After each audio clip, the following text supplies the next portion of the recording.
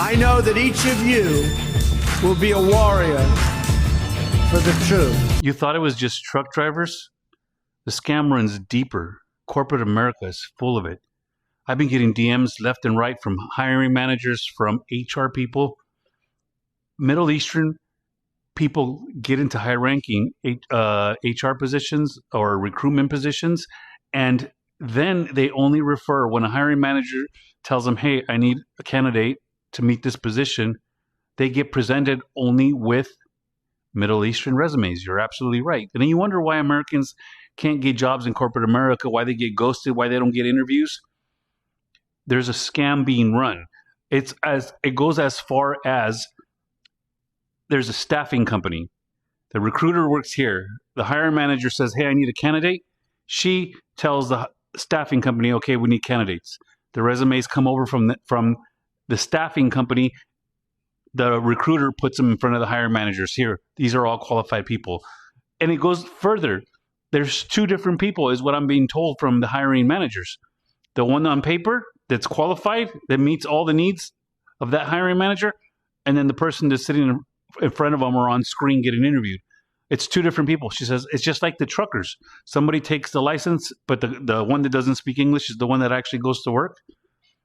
They're running a scam through staffing companies and people that are in HR to get their people in front of American resumes and taking the American jobs.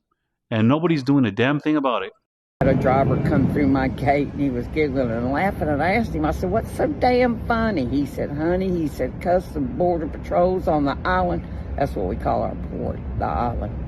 And he said they are confiscating trucks left and right. He said one of the guards told him that they've damn near already took away at least 20 to 25 trucks because these people do not speak English or could not read English. So I am absolutely tickled. October the 1st has been my 29th year out here. I have been dealing with truck drivers, trucks, containers, whatever you want to say in the shipping industry. And I have watched truck drivers' pay go from good to shit because they floated it with a bunch of illegal immigrants that will work for low wages. It's time we take back our country, folks. It might take 4, might take 10, I don't know, but we're going to get back there. And when we do, y'all are going to see how this country used to run. Because that is the backbone to America, is the American truck driver. All right, God bless America, God bless the American people, and God bless Tom Homan and Donald J. Trump. Y'all keep up the good work, fellas. America's got y'all's back on this one. See y'all on the flip side.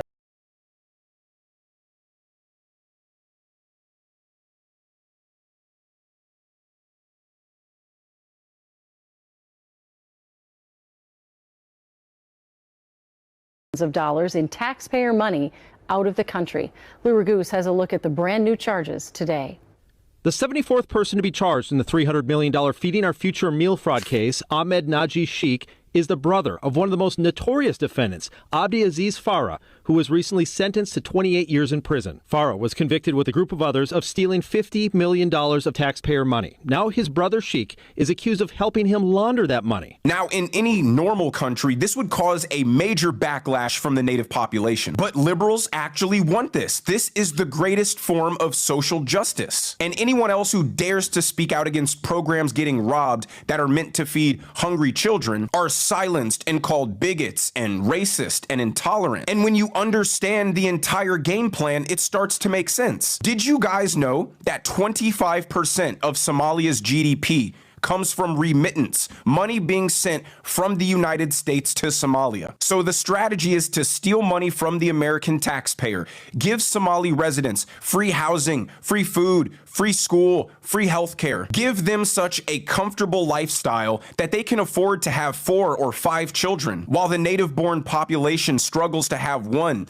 2 if they're lucky. And then as their population outgrows the native population, they have more political power. And then they can enact legislation that exclusively benefits Somali people. And the money that's not exclusively for them, they can just steal it through fraud. And the more money they get, the more they send back to Somalia, because that is their goal. You heard the guy say it at the Ilhan Omar rally. But speaking of Ilhan Omar, someone who openly hates America and declares her allegiance for a foreign country, here she is going to a church and berating a bunch of white people for liking Charlie Kirk, a man who stood up for America instead of Somalia. I do believe those of you who are interested in rewriting this hateful man's history are full of shit.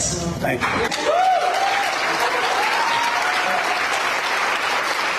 It is despicable that church would allow her to do that. And what's up with white liberals loving foreigners, telling them how evil they are for caring about their country? Ilhan Omar knows that their plan has succeeded. They have successfully beat the residents of Minnesota into ideological submission. Minnesotans, I guess, have just adopted the belief that their sole purpose in life is to serve the interests of Somalia. And Charlie Kirk, a man who stood up for America and American values, has to be characterized as an evil, awful person. And that's why Ilhan Omar goes on CNN, mocks Charlie Kirk's death, and says he belongs in the dustbin of history. Watch. What I find jarring is that there's so many people willing to excuse the most reprehensible things that he said, that they agree with that they're willing to have monuments for him, that they want to create a day to honor him, and that they want to produce resolutions.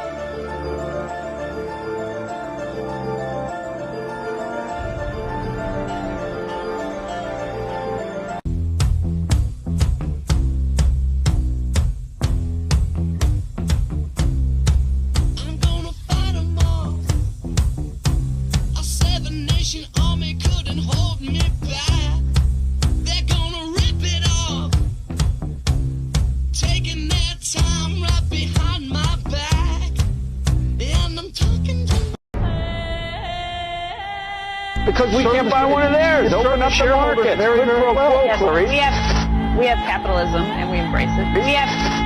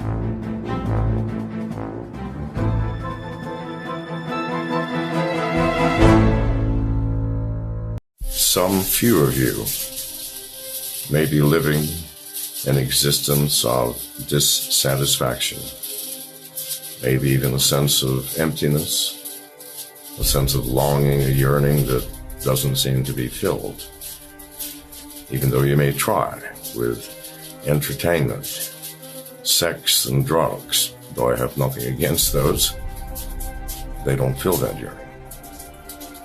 You may be waking up every day wanting more, but not knowing what it is that you want. It's those few of you that I'd like to address right now. This sense of longing, this sense of yearning, this sense of not being satisfied is really your loss of freedom. And it is freedom for which you yearn. And you have none in this government. A government of the American people which started out with the people being free and the government being our servants. It has become the government is free and secret and veiled in darkness. And it is the people that are the servants. You must see the truth of this, your yearning, your longings, your sense of dissatisfaction that cannot be filled with stuff, with cars, with money. No matter how much you have, that sense of dissatisfaction remains. Please, you have woken up to your reality. That is what you are feeling. Wake up a bit more and do something about it. Raise your voice. These 5 families are about to start their own off-grid family compounds. You're going to want to do the same thing. They are leaving the cities behind to start their very own fully off-grid homesteads where they will grow their own food and finally be free. Right now, they're touring their brand new 5 to 10 acre parcels where they will each have their own multi-generational compounds and their very own microfarms. But here's the problem. They've never farmed before and they've never lived off-grid. So how could they possibly turn this into a fully operational and profitable homestead? Well, they bought an off-grid parcel of land with Axe. Axe helps families escape the system by getting them onto their very own off-grid parcels of land equipped with fully regenerative microfarms we call ranchises. The ranchise is a 100% done-for-you microfarm that comes with everything families need to have food security and a profitable farm. Each ranchise is customizable to their family needs and includes cows, pigs, chickens, and sheep. With the ranchise, they also get a hand-selected team of ranch hands who are going to farm the land for them, handle and package all the food, and even take the surplus food to market. They'll be able to feed their family year-round and have a profitable microfarm without having to know anything about farming. So in as little as 1 year, these families are going from the busy city life to freedom on their off-grid family compound. When you want a house in the city, you go mainstream. But when you want multi-generational wealth and food security, you come to Axe. This is the future. This is Axe.